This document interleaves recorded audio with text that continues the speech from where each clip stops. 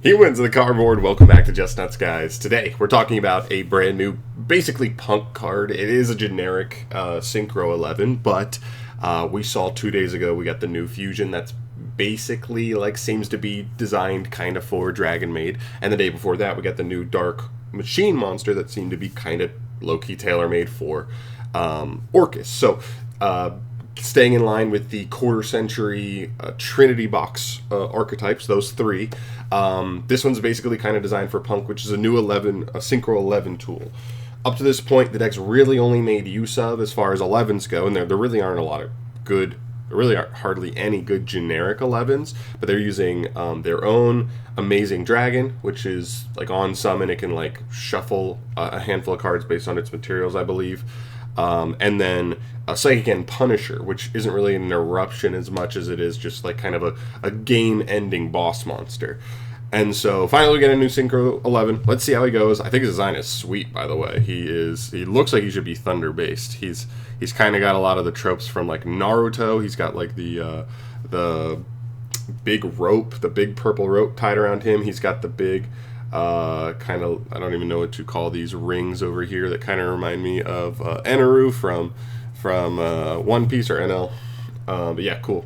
Anyway, this is Jura, the Curse Thunder Deity. He is a level 11 Earth Psychic. Okay, so he's a... Okay, whatever. Doesn't matter. I mean, but he is just...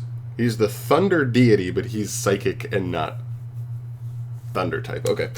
Anyway, Earth Psychic Synchro, 3,100 attack, 3,100 defense. I love that he breaks 3,000. That's just nice.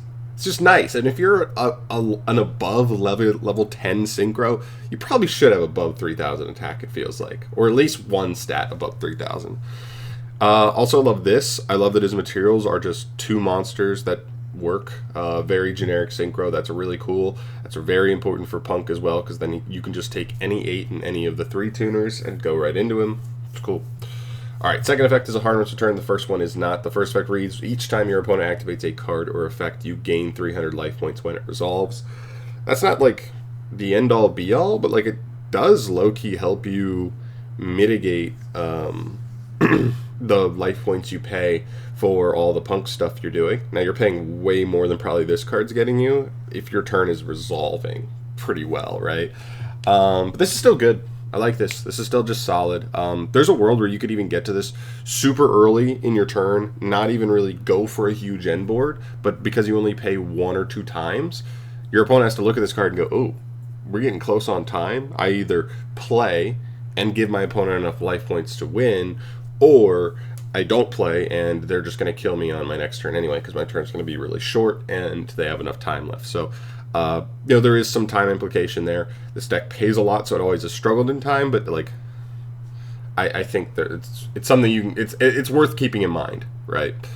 All right, and the second effect, this is the main effect. During your opponent's turn, quick effect, you contribute this card, then pay 1,500 life points. You still have to pay to do this effect too, which is kind of brutal. So maybe he's more so paying for himself, more so than he is helping you pay for the other Punk cards. But anyway, activate one of these effects. The first one says destroy all face-up monsters your opponent controls. Mwah.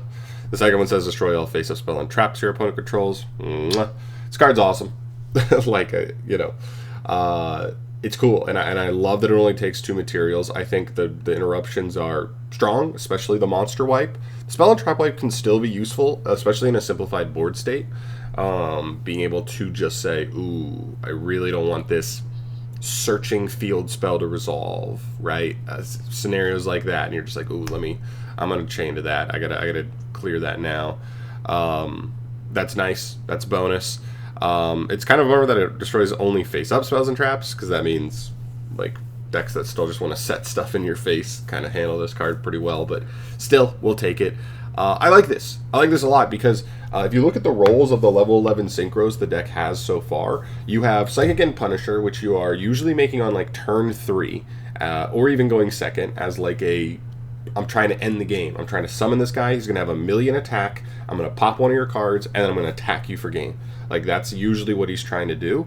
Then you have Amazing Dragon, who you're never ending on because he triggers on summon. So he doesn't really do anything if you make him on your turn 1. You're usually trying to quick synchro into him with Shirakusai, to then use his effect on the opponent's turn.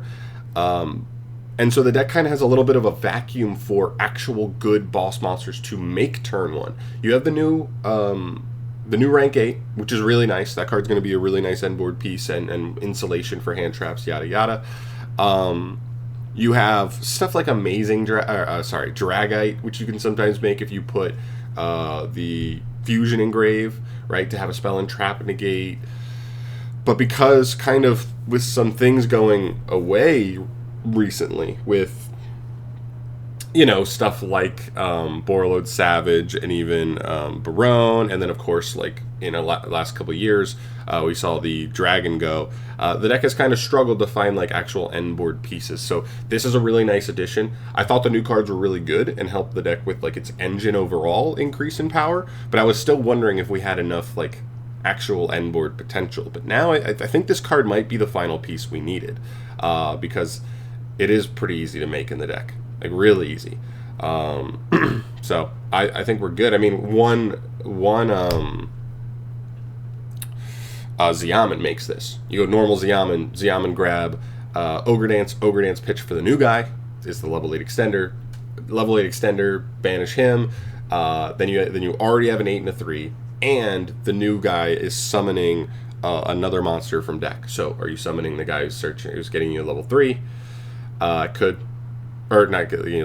the field spell, the trap searcher, whatever. You get multiple things there, so you're able to potentially even end on more than just just the 11. But even that just is, even if you're trying to do a super simple line, I'm going in the extra deck once, so I'm not giving my opponent the ability to like fool lost me out of the game. Boom. And you go from there, and you're already looking at, you give your opponent 1 draw, but you get a board wipe plus draws. In a deck that's already going to be able to play a lot of non-engine. So I think this card's cool. I like it. I've already been eyeing this deck as a really cool like mid-range strategy. I think it can have a little more push than just mid-range, and even be considered almost a little more heavy combo, but I like that it can kind of play in that mid-range really well, and I think this card only helps it. So this seems like an absolute staple in that deck. I don't know too many other decks that are designed to make Synchro 11s really easily. You guys would have to tell me down below what other decks you think even like can mess around with a Synchro 11s. But as far as I know, P.U.N.K is like the main one. It's just not normally a level that gets explored too much for Synchros, and that's why there haven't been too many good generic ones aside from Punisher. So let me know your thoughts down below. I think this one's probably actually the best of the 3 supports, which is really cool. Overall, in terms of like immediately slotting into the archetype that it was kind of designed for, and they've done a good job with this. Like last set, they did the 3 cards for the crossover breakers archetypes, right? The Twins of Eclipse was really good. The template skipper has definitely seen play in certain builds of Malice, and now we get specifically the Dragon Maid fusion, and this guy I think could just immediately slot right into their decks and take off. So I think they've done a good job with this. For these being generic cards, they have worked just being like pretty decent just support for the archetypes that they're kind of designed to give a little boost to. So I like it. I probably spent too much time talking on one card anyway, so I'm gonna get out of here for today. Thank you so much for watching. As always, let me know your thoughts down below on this new card.